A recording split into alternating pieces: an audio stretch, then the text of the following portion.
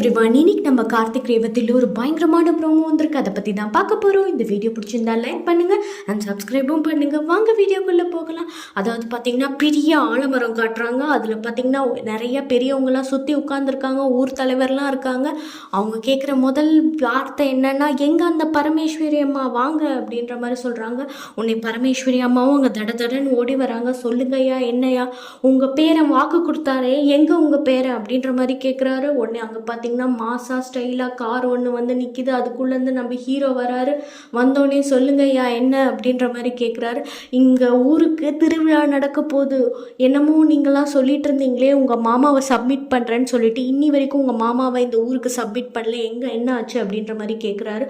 உடனே நம்ம கார்த்தி வந்து சொல்கிறாரு, நான் வந்து எப்படியும் வந்து எங்கள் மாம்சை வந்து கூட்டிகிட்டு வந்து இந்த ஊருக்கு நிற்க வைக்கிறேன், இது என்னோடய வாக்கு அப்படின்ற மாதிரி சத்தியம் பண்ணிடுறாரு.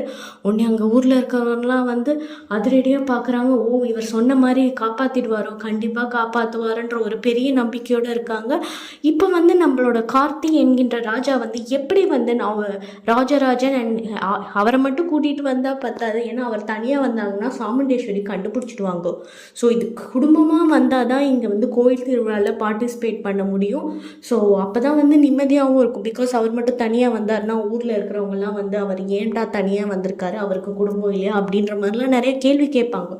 ஸோ இப்போ வந்து என்ன நடக்க போகுது அப்படின்னு நம்ம நினச்சோன்னா ஏதாவது சொல்லி இந்த ஊருக்கு கூட்டிகிட்டு வந்துடுவாங்க. இந்த ஊருக்கு கூட்டிகிட்டு வந்தோடனே இப்போ நம்ம நேற்றுக்கு பேசணும்ல, ஊருக்கு கூட்டிகிட்டு வந்தால் எல்லாருக்கும் கார்த்தி தெரியும். ஸோ அப்போ கார்த்தி யார், பரமேஸ்வரியோட பேருன்றதும் தெரியும். ஸோ இதை குழப்பி விடுறதுக்காக தான் நம்மளோட கார்த்தியோட ஃப்ரெண்டு ராஜாவை கார்த்தியாக நடிக்க வைக்க போகிறாங்க. ஸோ இதுதான் அப்கமிங்கில் நடக்க போகுது. ஸோ இந்த அப்கமிங் விஷயத்தெல்லாம் நான் சொல்லணும்னு நினச்சிங்கன்னா தயவுசெய்து இந்த வீடியோக்கு லைக் பண்ணிட்டு ஒரு சப்ஸ்கிரிப்ஷன் போட்டிங்கன்னா நான் இதை பற்றின அப்டேட்ஸ் ஆன அத்தனையும் உங்களுக்கு ஒரு என்டர்டெயின்மெண்ட் ஃபன்னாக கொடுப்பேன். தயவுசெய்து பண்ணுங்க. தேங்க்யூ ஸோ மச் ஃபார் வாட்சிங்.